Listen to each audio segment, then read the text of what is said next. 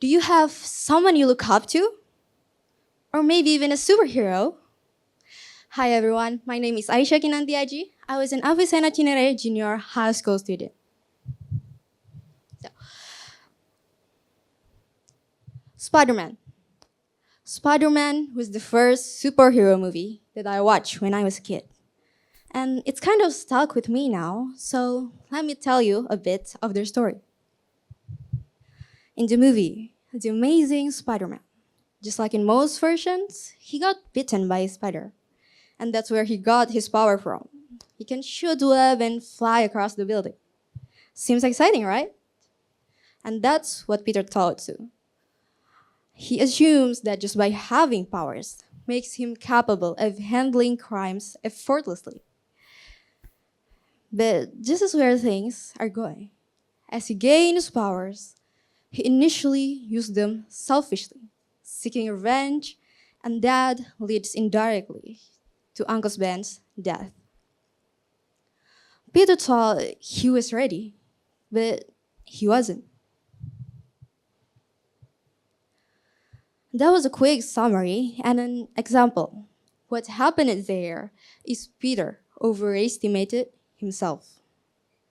He didn't know how much or how hard things will be next due to the unawareness of the knowledge gap and accurately assessing his own abilities and the complexity of the task at hand.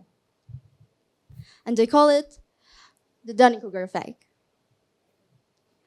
Now, Dunning-Kruger Effect is a cognitive bias that Mr. Dunning and Mr. Kruger said people with limited competence in a particular domain tends to overestimate their abilities.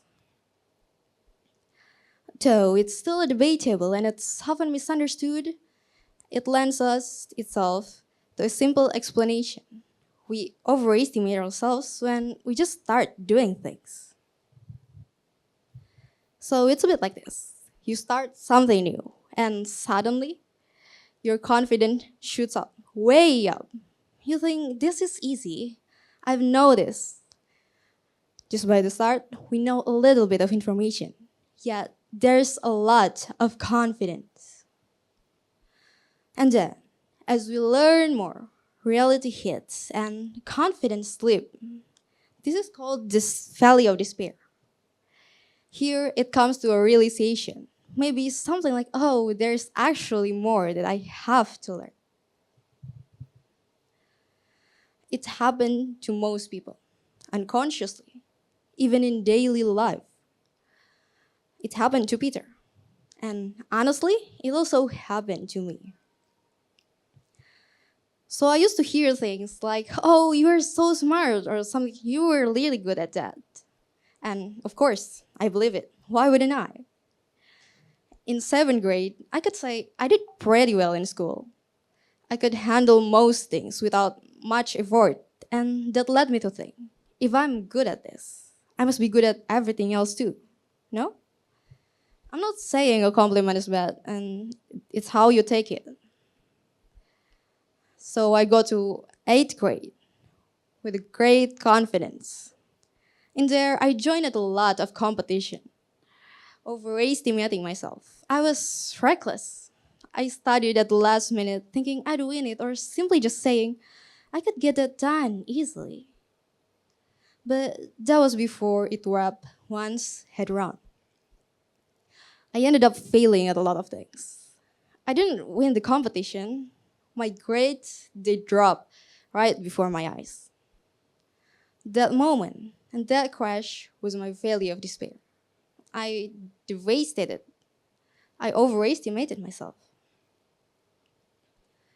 Sure, it took a while to recover, to rebuild, but little by little, I did.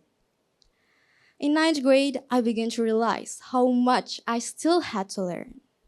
So I took on new responsibilities as my way to learn, not as a know-it-all, but as someone who is ready to grow. I took some roles to contribute to events, this time with a more careful step.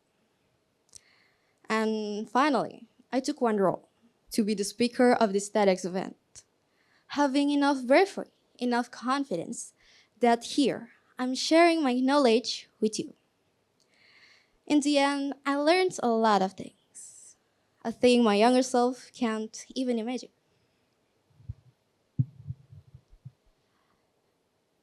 It has brought me this far. Passing the stage of Dunning-Kruger Effect is a journey of understanding.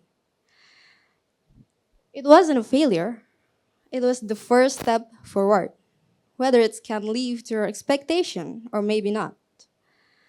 You can say it's something like taking advantage of the situation, the next side, because at the peak, you have full confidence at the moment, and that is where you do the first move. You start something new, taking a new challenge, taking a harder challenge, and that's where everything begins. What I wanted to say is not don't be confident of what you have, nor keep a low profile, or even underestimate yourself. But this is about awareness. It's about control. Being aware of ourselves, of our surroundings, give us change to know what things we can control. Whether it's your expectation, your confidence, or deciding to keep going. And now, how do I move on, if you ask? Just keep going. There's no other answers. There's no other choice. What's important is how you rise from realization, how you keep going. Because true heroism requires discipline and accountability. Thank you.